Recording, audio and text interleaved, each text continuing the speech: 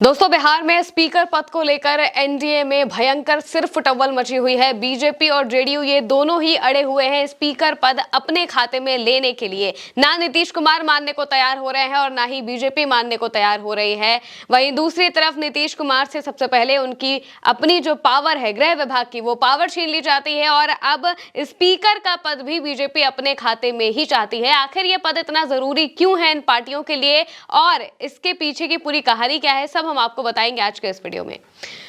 दोस्तों, पहले तो गृह विभाग लिया गया नीतीश कुमार से, सीएम भले उन्हें बना दिया गया, मजबूरी में बीजेपी ने सीएम बनाया। ये बात हर कोई जानता है कि बिहार में जो सीएम बने हैं नीतीश कुमार, ये बीजेपी ने मजबूरी में उन्हें बनाया है। उन्हें सीएम तो बना दिया, सीएम का पद तो दे दिया, लेकिन उनसे गृह विभाग छीन लिया गया। गृह विभाग उठाकर दे दिया गया सम्राट चौधरी को, जिनके ऊपर पहले से न जाने कितने अलग अलग मामले हैं, जिनमें मर्डर्स के मामले भी शामिल है, और उन्हें गृह विभाग दे दिया जाता है, जिसके हाथ में पुलिस और प्रशासन होता है। पुलिस प्रशासन का डंडा सम्राट चौधरी के हाथ में इस वक्त मौजूद हो गया है।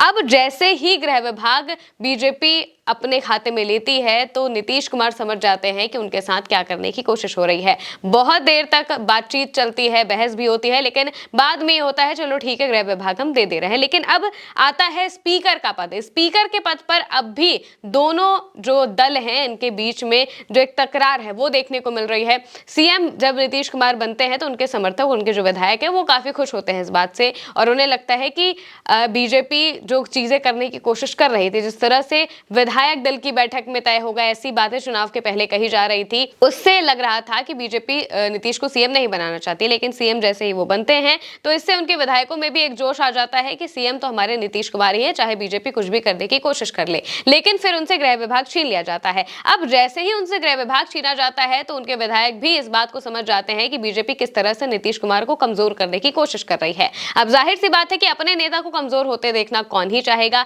इस वजह से जो उनके अपने विधायक है, नीतीश कुमार के जो विधायक है, वो भी इस बात पर अड़ गए हैं कि स्पीकर का पद तो अब हमें ही चाहिए। स्पीकर के पद को लेकर वो जरा सा भी इधर उधर नहीं करना चाहते हैं। वो सीधा सा चाहते हैं कि स्पीकर का पद चुपचाप जेडीयू के खाते में ही चला जाए, क्योंकि गृह विभाग जब बीजेपी को मिल चुका है तो स्पीकर तो उनका होना ही चाहिए। और गृह विभाग ही नहीं बल्कि इसके अलावा बहुत जरूरी विभाग जो मलाईदार विभाग हैं, कृषि जिसमें आता है, ये सब बीजेपी को मिले हैं और जेडीयू को पुराने विभाग भी मिले हैं। और इसके अलावा एक जो जरूरी विभाग है वो है वित्त मंत्रालय का, सिर्फ वही मिला है जेडीयू को। इसके अलावा कोई विभाग उनके खाते में बड़ा या फिर अच्छा नहीं आया है। और खासतौर से नीतीश कुमार की अगर बात करें तो उनके खाते में कोई बड़ा जो विभाग है वो नहीं आया है। अब सवाल ये बनता है कि आखिर स्पीकर का पद इतना जरूरी क्यों है दोनों पार्टियों के लिए। तो जाहिर सी बात है कि इस पद में कुछ ना कुछ तो खास बात जरूर होगी।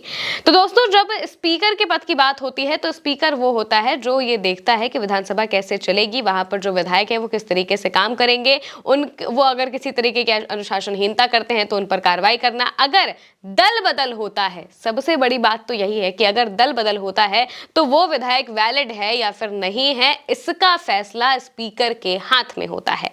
अब बीजेपी भी ये बात जानती है कि नीतीश कुमार कितने बड़े पलटूराम हैं। अगर उन्हें उचित सम्मान नहीं मिला तो वो आने वाले वक्त में पलट सकते हैं, दल बदल कर सकते हैं।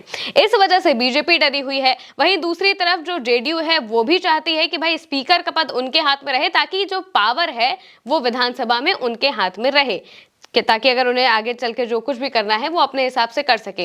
अब अगर बीजेपी नीतीश कुमार को साइडलाइन करना चाह रही है, जैसा कि हमें देखने को मिल ही रहा है, तो अगर बीजेपी नीतीश कुमार को साइडलाइन करने की कोशिश करेगी, उन्हें किसी तरह से दल से हटाने की कोशिश करेगी, बाकी सबको मिलाकर, या फिर अगर कहा जाए कि जो कुछ विधायक अगर कम पड़ेंगे तो बीजेपी विधायक तोड़ने में बहुत माहिर है और ये सब चीजें वो बहुत अच्छे से कर सकती है। तो अलग अलग विधायक वो तोड़कर, चाहे वो आईआईपी के हो, चाहे वो मायावती के हो, चाहे वो एआईएमआईएम के हो, ये तोड़ सकती है बीजेपी। इसमें कोई बड़ी बात नहीं है। तो विधायकों को तोड़कर लाकर वो अपना गठबंधन अलग बना सकती है। अब अगर बीजेपी को इस तरीके से अपने पावर में लाना है, सारी की सारी पावर अपने हाथ में करनी है, तो वो चुपचाप नीतीश कुमार को साइडलाइन करने की कोशिश करेगी। और इसके लिए स्पीकर का होना बहुत ज्यादा जरूरी है। स्पीकर अगर उनके मन मुताबिक होगा तो जाहिर सी बात है कि वो उन्हीं की बात को सुनेगा। और ये जो कानून आता है दल बदल का जब कानून बनाया गया था तो इसके बाद जो स्पीकर है उसे बहुत सारी पावर्स दे दी गई थी। वही ये फैसला करता था कि जो भी विधायक है जिसने दल बदला है वो उस विधानसभा में बैठ सकता है कि नहीं बैठ सकता है, वो किस तरीके से काम करेगा, या जो भी कुछ होता है, ये सब कुछ उस स्पीकर के हाथ में ही होता है। और इसीलिए बीजेपी चाहती है कि स्पीकर का पावर उनके हाथ में आए।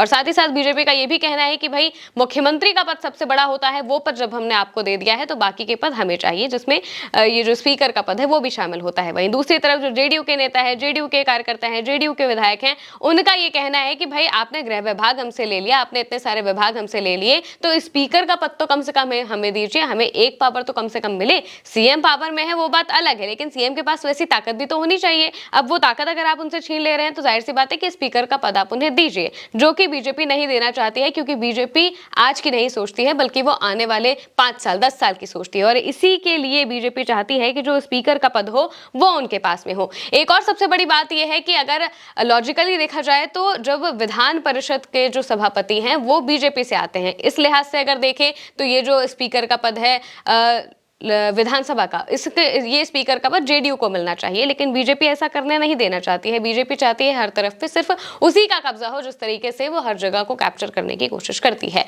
तो यहाँ पर भी वो बीजेपी चाहती है कि हर जगह पर उसका कब्जा हो, चाहे वो विधानसभा हो, चाहे वो विधान परिषद हो, चाहे वो मुख्यमंत्री की ताकत हो, इन सब पर उनका कब्जा होना चाहिए। अगर वो नहीं होता है तो फिर बड़ी बातें होती हैं।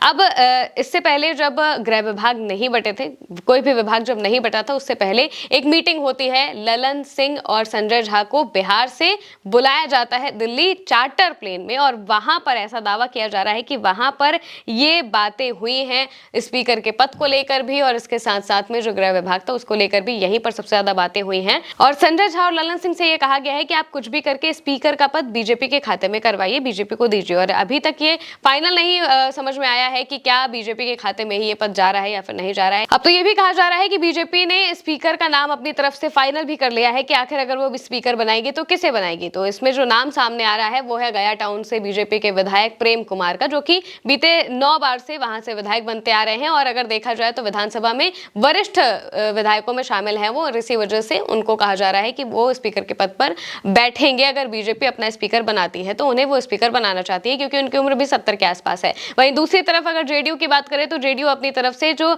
झाझा के विधायक हैं उनके दामोदर रावत, उनकी उम्र 66 के आसपास है, उन्हें स्पीकर बनाना चाहती है। अब ये दोनों जो पार्टियां हैं ये दोनों आपस में ही लड़ मर रही हैं कि हमें स्पीकर का पद चाहिए। अब स्पीकर के पद के लिए जेडीयू भी पूरी तरह से आतुर है, और दूसरी तरफ बीजेपी भी अब पूरी तरह से चाहती है कि स्पीकर का पद उन्हें मिल जाए, क्योंकि आने वाले वक्त के लिए ये बहुत ज्यादा जरूरी हो जाएगा। अभी तो स्पीकर के लिए बहुत ज्यादा काम नहीं है, लेकिन आने वाले वक्त में अगर बीजेपी को कोई बड़ा खेल करना है या नीतीश कुमार को कोई बड़ा खेल करना है तो उसमें जो सबसे अहम भूमिका है वो स्पीकर की ही होती है। और इसी वजह से सबसे ज्यादा लड़ाई जो है वो इस पद पर मची हुई है, क्योंकि नीतीश कुमार ने गृह विभाग का पद तो चलो ठीक है दे दिया, लेकिन वो स्पीकर के पद को नहीं छोड़ना चाहते हैं। स्पीकर का पद अगर छोड़ा तो आने वाले वक्त में उन्हें और ज्यादा कमजोर किया जाएगा। अब ये देखना होगा कि आखिरकार जो दोनों के बीच में ये जो सिरफुटव्वल मचा हुआ है ये कहां तक जाता है और किसके हाथ में ये कुर्सी पहुंचती है। फिलहाल के लिए मेरे साथ इस खबर में इतना ही। आप देखते रहिए उल्टा चश्मा यूसी।